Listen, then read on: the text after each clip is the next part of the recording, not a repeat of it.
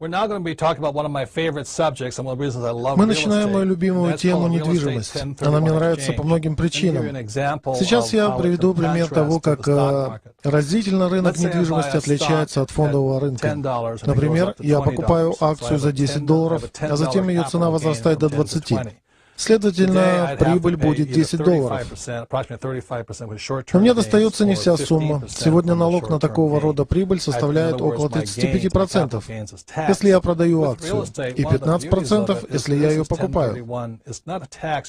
Не скажу, что недвижимость полностью лишена налогообложения. Но дела здесь обстоят по-иному. Допустим, я покупаю какую-то недвижимость за $100 000. За пару лет ее цена поднимается до $300 000.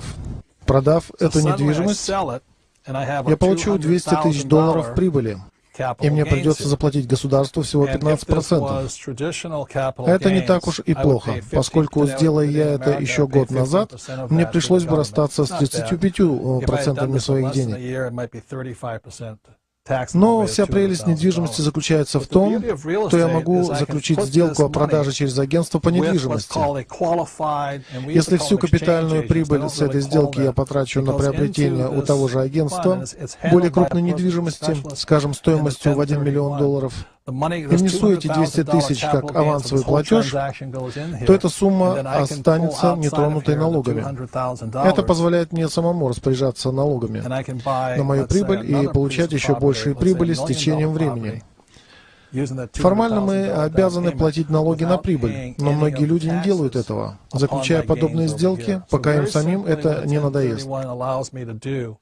В этом и есть преимущество недвижимости.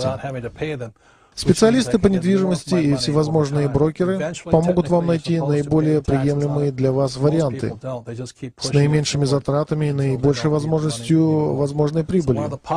Итак, самым большим преимуществом рынка недвижимости перед рынком ценных бумаг является то, что вы продаете, но не платите налогов на прибыль.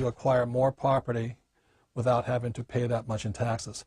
And so that's one of the advantages of real estate over paper assets such as stocks, bonds, and mutual funds. You can actually sell, but not have to pay the taxes.